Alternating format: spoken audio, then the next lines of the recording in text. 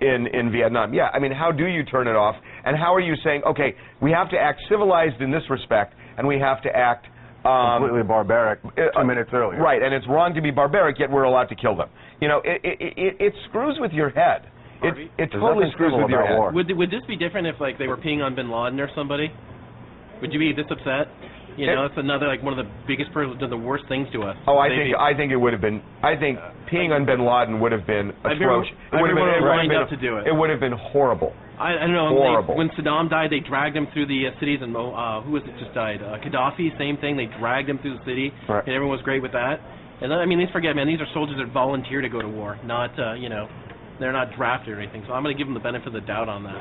Well, the benefit of the doubt, what? That they didn't do it, or if they did do it, I don't know you're that there's heat of the moment. Slade was right. I mean, there's so many factors that we don't know just off this one picture. Yeah, but if they did do it, it's just simply wrong. But it's but it does have to be tempered somewhat by the psychology of war. Also, I mean, I totally agree with that. I mean, do you think this is the only time that's ever happened and the only time it's going to happen? You should see in Vietnam. But that doesn't make it right, Vietnam was just that doesn't make it right, then. No, but you can explain. Yeah, I understand you're saying that you want to explain how they get to that point, and I agree with you. But it doesn't mean that you accept it as being okay. And here, my concern is this. Again, I'm not condoning what they did, but I think now that it's out in the media and people are seeing this, these guys are going to get a punishment that they probably wouldn't normally get just because people are going to call for justice and we have to do something. Well, by the way, that doesn't fly with me, because just because the public knows about it, that's the only reason they should be punished. Yeah, but that happens all the time. No, I would expect our military and our government to act with integrity. Yeah, but it happens all the time. Don't punish someone just because the but public that's what I'm saying. I don't think the crime integrity is doing it when nobody knows. But that's the reality. The reality is they'll be court-martialed and jailed if it's true, and in no small part because the media has seen it and they have to basically protect their reputation because this is out. So, Dennis, are you okay with this? I'm not okay with the action. I definitely don't want to see jail for peeing on dead Taliban who was shooting at our soldiers. You know, I don't think jail would be horrible for that. But I'm not even talking about the punishment. But are you okay with the act? You know, I'm not okay with the act being caught, but I understand that heat of the moment and talking to people who've been in situations like that. I mean, that's really hard for me to go and condemn them and say that. So Twitter. It's from @Hibernator. As a Marine and Iraq vet, I can say that this stuff can get Marines killed. This may incite the CIV population, not smart. Well, it's true. I mean, that is one of the huge downsides to this, which is that it takes away any righteous position we can have, and it does create extreme anger, and it does make other guys targets. Judy, you're on TMZ Live. Hi, guys, and I love you. I just want to say I'm supportive of those guys. And granted, the video shouldn't have made it to the line, but who cares what they did? Who absolutely cares what they did? Oh, I do. They just stayed behind closed doors. Well, but the fact is that you can't assume this stuff will. And I mean, again, I will go back to Vietnam. I mean, there were some horrible atrocities in Vietnam that really cost us our righteous position in the world, even though, I mean, it just did. I mean, we slaughtered some villages, and it came out, and it just really decimated our standing worldwide. So you do have to care about that stuff. But it is an oxymoron and one of the ridiculous things about war. Twitter. It's from @BingDiesel. But it's cool for them to tape cutting heads off of live hostages. Gives me a break. No, that's not cool either. No, it's not cool either. We're not. Nobody's ever suggested that's not cool either. That's the point. Dismembering. That's exactly the point. Dismembering is on the no-no list. Okay. I mean, can I just say, like, I had my brother served in the Army, and he made it back. Thank God, made it back safely. But had he died in combat, that's one thing. If he died in combat, I accept that's part of being at war. But if I found out he died at combat and then was treated that way by the people who captured him or killed him, it would enrage you. It would absolutely enrage you. Yeah, no, absolutely, absolutely. Isabel, you're on TMZ Live. Isabel. Okay. Twitter. It's from @WaPundit. Maybe you're making the wrong argument. This is what war brings out in people. War is bad. Well, that is kind of what we're saying. About. I mean, it is. That's the explanation. You tell people to kill, and then you get mad at them for not being civilized.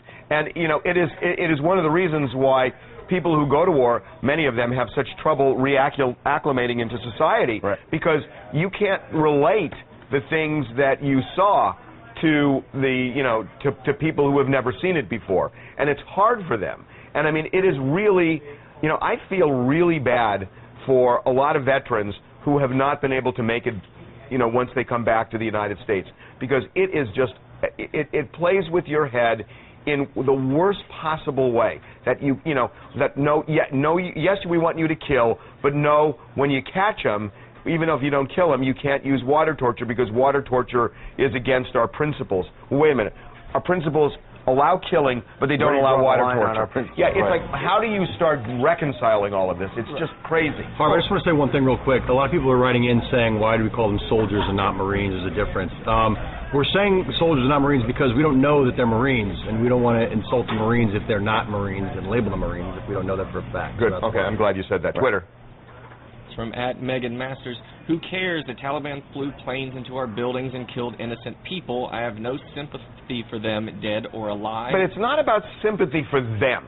It's not about sympathy for them. It's about our standing in the world.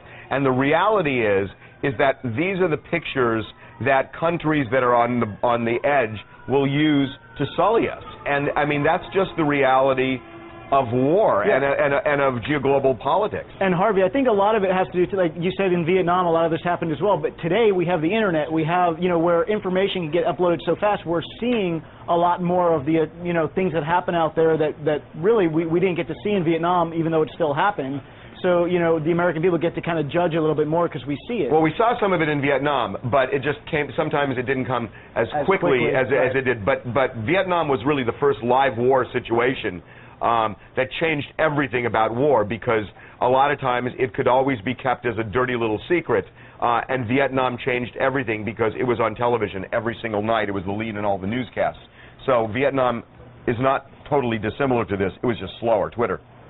From @AliciaScott88, this is just revolting. I do have to wonder, though, if these men will be discharged for their actions. So terrible. Yeah, it's terrible. Okay, we're going to move on. I just want to make one other point, and this just kind of went into my head because of this whole oxymoron of, on the one hand, basically saying we want you to go kill, on the other hand, but you have to be humane. It's such an oxymoron. It reminded me of something we didn't talk about with Floyd Mayweather. By the way, we published a story today that Manny Pacquiao may decide by tomorrow afternoon whether he's going to fight Floyd Mayweather on May 5th.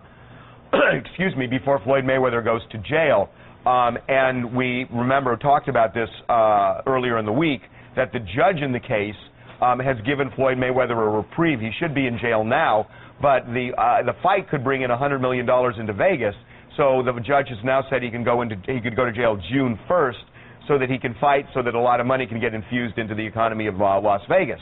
So there's something I was thinking about that the judge did that is the most ridiculous thing when you really think about it, that we never talked about.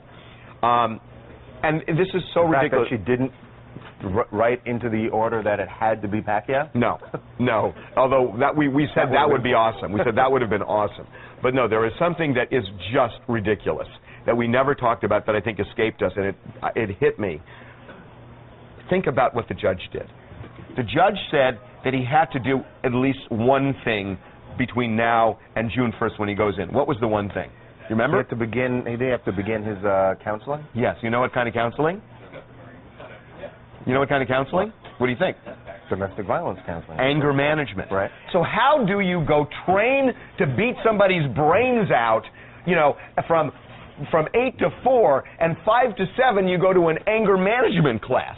How is that going to screw his head up? Well, I'll tell you what it'll do. It'll give Floyd another excuse in case he loses to say, oh, I was in anger management. I was all screwed up. Anger management. No, but it's true. I mean, think about how ridiculous this is, that he's training for a fight to beat the hell out of somebody, and then he's going to anger management. It's ridiculous.